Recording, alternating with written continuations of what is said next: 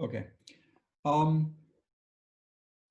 Yeah, I mean, Martin just explained a couple of examples how you could use Automation Hero or generally AI and automation to help you and assist you in various kinds of use cases like intelligent reminders or intelligent search, for example, or automated redlining, find the different pieces in two different documents where the changes are, for example, and so on and so on.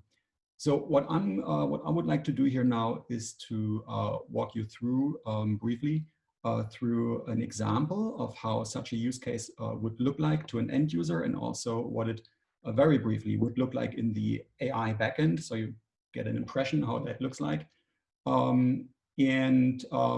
Yeah, walk you through that end to end, and then explain a couple more use case examples, and then hopefully this leads into a discussion with more ideas how you could use automation and AI. So this use case here I would like to highlight is, imagine you receive an email with, let's say, a pleading of a counterparty with an attached document who is claiming a certain amount of money with a deadline. And so we just made up that use case as an example. And what typically you would like to do in that case certainly is create a reminder in your calendar and create another red flag perhaps, and maybe also have an automated email sent to you to remind you again, things like that. So what would that look like in Automation Hero, or how could that look like? So let's say here I have in my email account and I just received that email saying, dear Mr. Gabriel, please find attached our pleading of this date for your information. And then I also see that document here.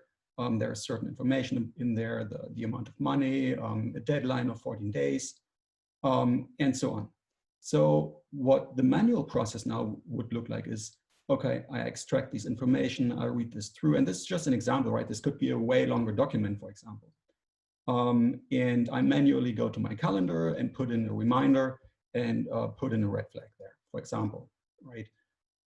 Now, instead with an automation, what I could do as well here is just forward this email to our AI Robin backend. Robin is what we call that. I'll forward that email there. And then what happens in the backend automatically, and let me just show you what that would look like so you get an idea. In our AI backend, we have a ton of connectors that integrate with all sorts of systems. Here for this example, I've just set it up to connect to my email account and to connect to my Google Calendar, a couple of other things. And what we can set up here in this AI backend are automations that now frequently watch these emails coming in. For example, they could also watch databases or other systems, CRM systems, for example. These automations watch what emails are coming in, look at the attached documents, and AI then extracts the information and fills that information into a personal assistant user interface, which I will show in a moment. But just so you get an idea what this looks like, this is a simplified version of that. Here really it reads incoming emails, AI is applied, information is extracted from the document that you just saw, and automatically then in your personal assistant, this is now here what the end user would see. Then here tasks are being created. So here at the moment we're interested in the smart reminders. We come to this here later. So I go here and I see here's a list of tasks. At the moment there's only 2, right? So I had one in the past and that's already submitted. So I dealt with that earlier. That was another reminder, another email I forwarded. And now I just forwarded the one that I showed you. And I go in here and I see, okay, the AI backend understood from the document, okay, this was the counterparty, this was the amount of money. So this was all intelligently extracted through AI, right? And it understood, okay, there was some natural language text suggesting there's a deadline in there in 14 days. If I don't trust that, I can still click on here and actually I can see that document again and see if it all makes sense. So really, Robin helps me to understand the key piece of information here. And I can then tell, yes, create me a reminder in the calendar on that date here, for example, or I can adjust it if I want it to be another date. Maybe the reminder should not be an email, but the red flag should be a week later, another reminder in the calendar. And also I want to receive an email at this for this red flag, right, on that date. So I just submit that. And then again, the AI backend understands that I have now submitted something from Robin and creates the entries in the calendar and automatically sends out the emails if I wanted it to. Right, so here, for example, you see one of the events in my calendar here, the reminder, hey Henning, this is a reminder from your AI assistant, Robin, to review the file. And then here with the extracted file ID, just for the simplified demo here, I set it up like that. So yeah, so this is just an example what of a couple of things you could do. And when you think about this, this was really a not very complicated process, right? You receive an email and you understand, okay, this is again one of these pleadings where somebody claims some money with a deadline or something like that.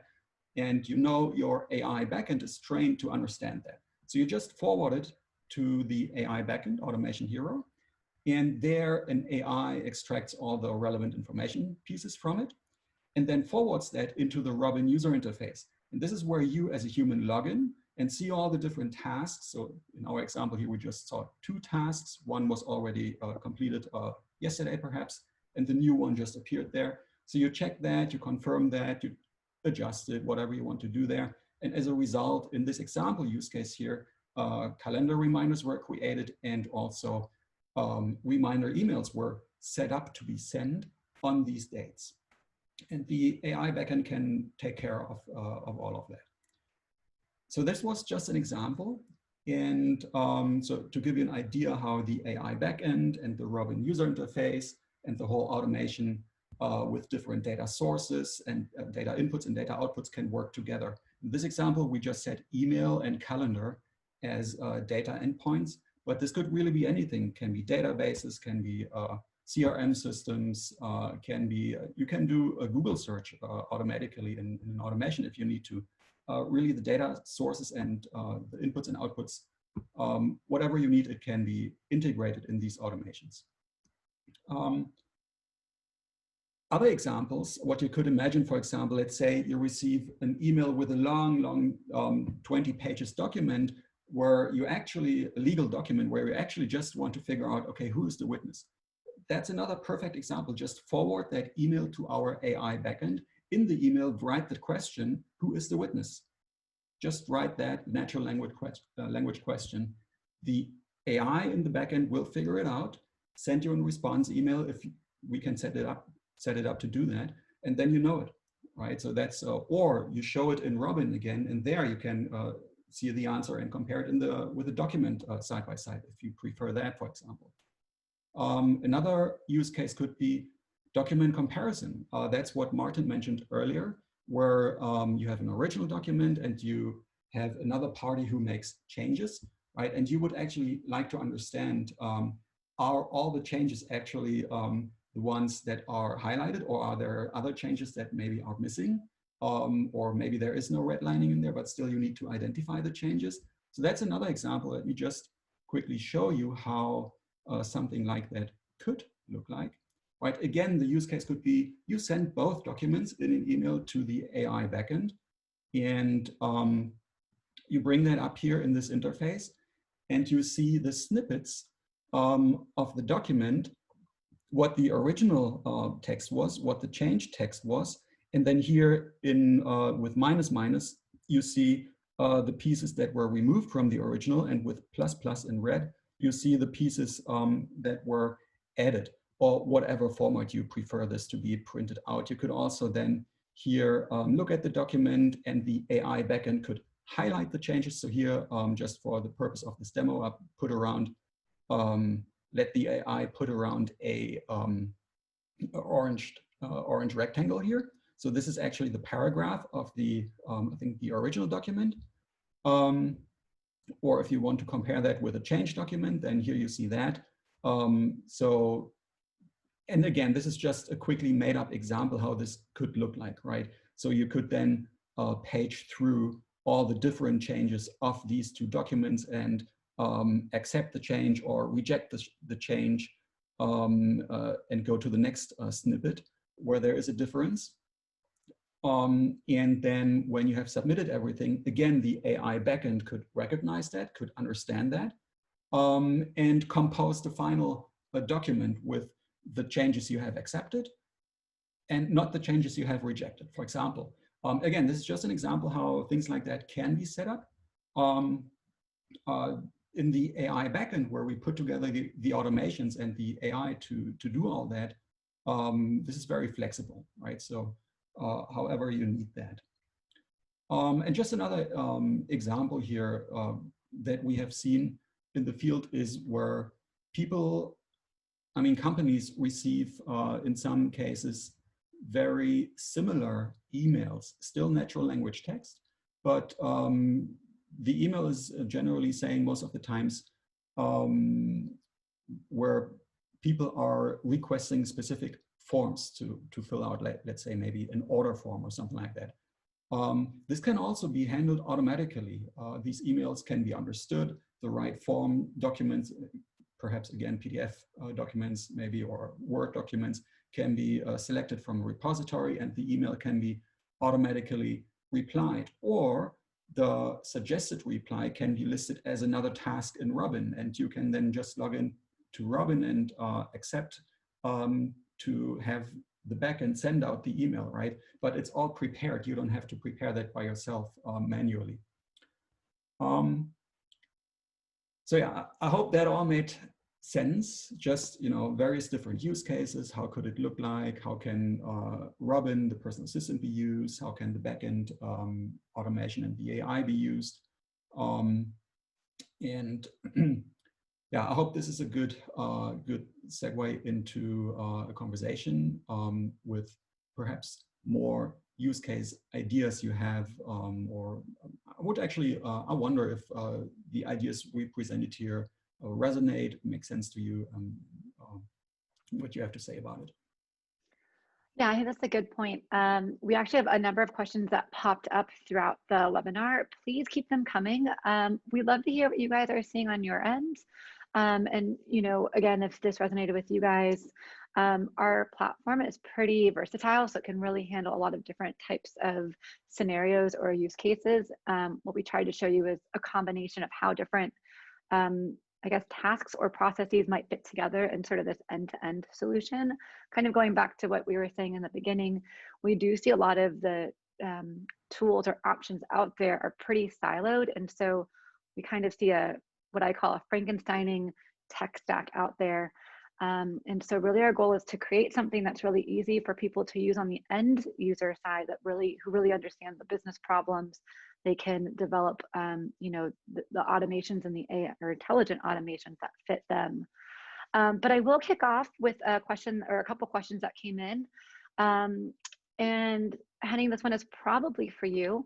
How high is the accuracy of the classification?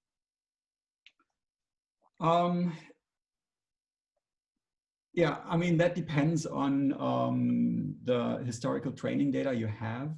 When it comes to classification of emails, right? When you have the AI just monitor your email inbox, then you want the AI to be able to understand, is this actually even an email relevant for me, right?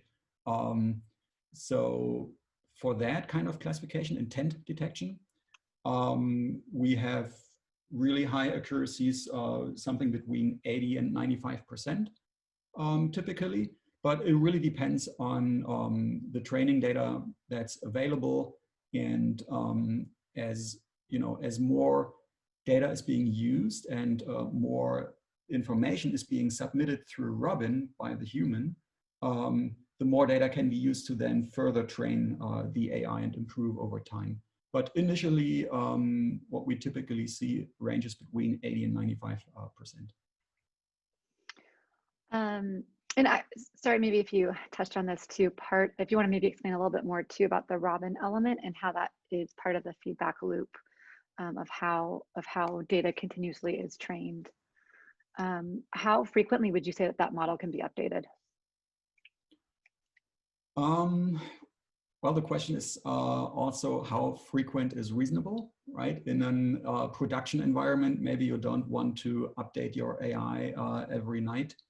And also it's a question, do you even have significant more data in one more day, right? But what I think what can make sense is weekly, for example, but totally, for example, monthly. Over time you collect more data and you submit that to the AI to be retrained, and then you have a new AI model. Henny, I think this will be another one for you. How do you handle huge agreements or pleadings of, let's say, 50 or more pages? How does that impact how this process is done? Or does it impact how this process is done? No, it does not. Well, there is an impact, and that is the runtime in the AI backend. So let's say we have a very, so we have seen different use cases, right? Documents can be of different complexity for an AI to understand. So let's say we have a very complex AI model of maybe 2-3 gigabytes of size, right? Where we use TensorFlow deep learning models in the backend, and these can be pretty big when they are trained. Handling a 1-2 pages PDF document on average hardware can take typically something between half a minute or a minute.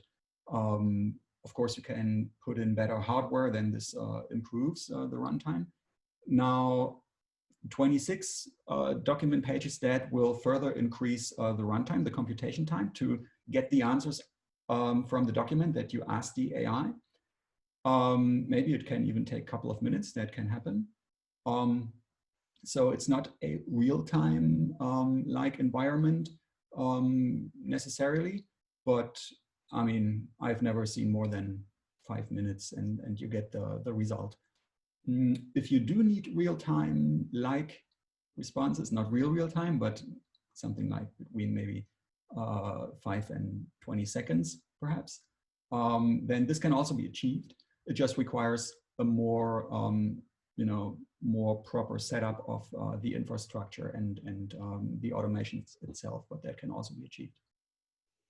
I'm sure Martin can also test this. My time as a paralegal, it definitely took me longer than 5 minutes to read a 26-page document. So those were the days.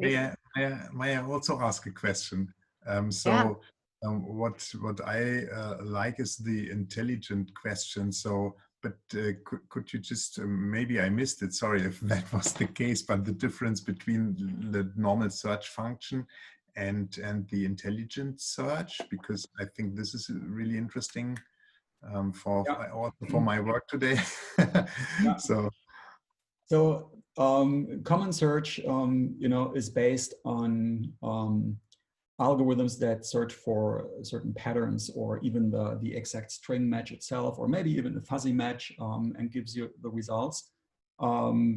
Pretty much a brute force to get the answer. Where an intelligent search, the AI that we use for that, that's just another piece of our product. This is really based on a huge amount of documents that we use to train the AI.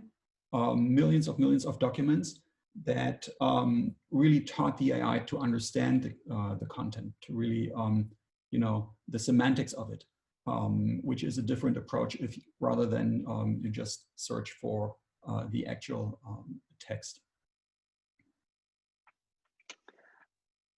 Maybe along those lines too, about the intelligent search, whether it can also run on the internet. So for example, for court decisions, or if you need a document in order to run that.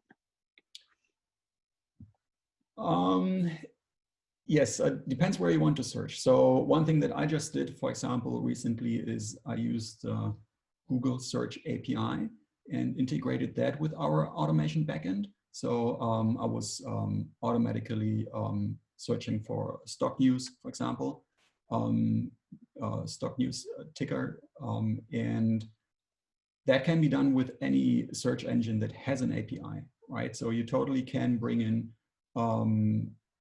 information from the internet to the automation, to the AI. That's totally doable. Just a quick heads up, we're reaching the top of, well, actually we're going to the quarter of the top of the hour. So just a reminder, feel free to put in your questions, but if we're not able to get to them because of time constraints, we will follow up with you after. But I do have a few more questions that have come through. So I'm trying to figure out which one to pick. This would be kind of going back to, I think, like the end-to-end process or automation that we were talking about. Can you send automated answers and combine that with a reminder and also store in the file of the case? Yes, absolutely. If you remember the here, this little diagram, right? This is just an example. I mean, here on the left-hand side, you have one input data source. In that case, it's a simple email account. And on the right-hand side, you have two output data sinks. That's a calendar and again, an email account. But this could be, first of all, it could be at any stage, right? You can also in between, in the middle, output something, perhaps in a CSV file or into an Excel file and attach that Excel to an email and send that to somebody, or update a row into a database. So really anything you need can be plugged in there.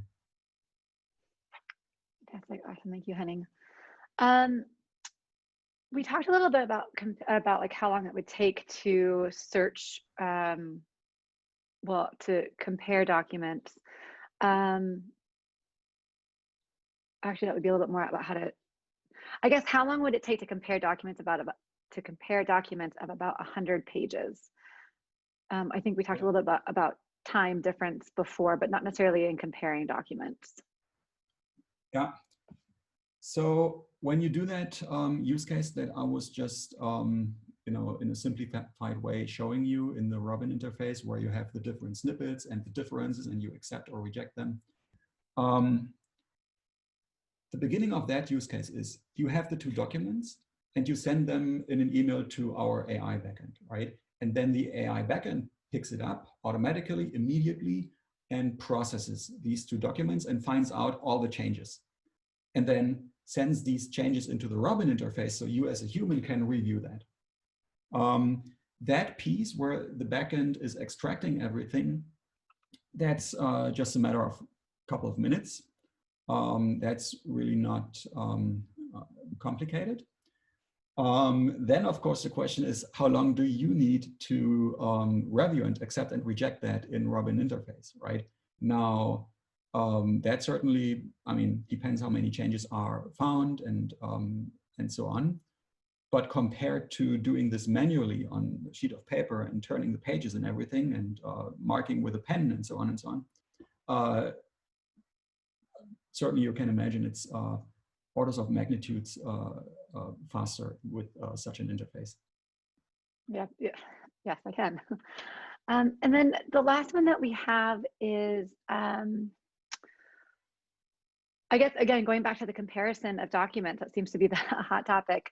How is the comparison of the documents for the accuracy?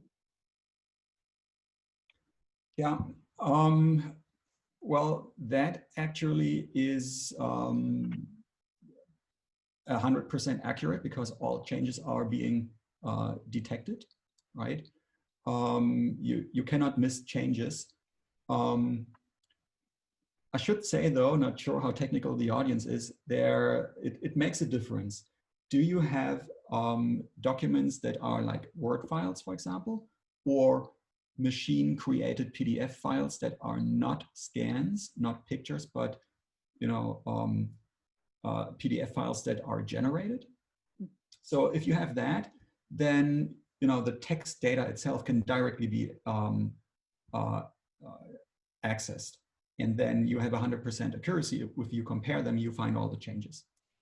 If your documents, however, are scans or images, right? So you do not have the actual text information, but what you actually have is a picture. Then the AI needs to apply OCR and then it's a different story. But I would say, if you are interested to make that use case work, let's look at the details, what documents you have, and then I'm sure we can find a good automation there that does save time. Because in the end, that's another thing perhaps to highlight. It's not so important how accurate things are. In the end, what counts is how much time do you save. And if things aren't accurate, then okay, the human needs to review, perhaps correct things in the Robin interface sometimes. That takes a little bit of time. But other instances of the same use case may not need human attendance. So they can be, these would be dark data extraction instances, for example. And typically what we see is in the same use case, there is a certain amount of data that's processed dark because the AI has a certain confidence threshold that we always know. And if the AI tells, well, I'm 90% or 95% confident, then we do not even show it in Robin anymore. We completely process it dark. So that is already time saved. And for the other instances where the AI is not that confident, then what we typically do is we display the results in Robin, and the human needs to then, that's attended automation, right? The human needs to correct, check, confirm, reject things. So that's where the accuracy is not high enough. So human still needs to be part of the whole workflow. But in the end, what counts is for all the instances, the dark data extracted ones and the ones that needed human review, altogether, still, you saved a lot of time. And that's what counts, right? Not so much the actual accuracy. And I would, and sorry if you said this and I'm just repeating it, just as a mention that the threshold can be set by, it can be customized. So you can say whatever absolutely. you want that, yeah. Wow, with that, we are actually at the end time. Everybody, thank you so much for joining us. Actually, if you want to just quickly, Henning, go to the very last slide after the Q&A, I'll just give a little thank you.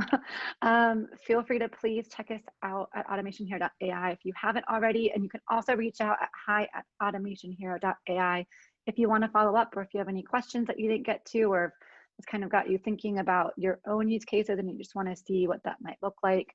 We're happy to talk you through that. As I mentioned in the beginning of the webinar, you know, some of you are on your automation journey, some of you haven't even started it yet, and are maybe just starting to kind of kick ideas around. We're happy to, you know, help be a part of that process. Everyone, take care. Enjoy the rest of your day, and if you're in the US, enjoy the long weekend with the Thanksgiving holiday, and take care and enjoy. Bye, everyone. Bye. Thank you. Thank you. Bye-bye.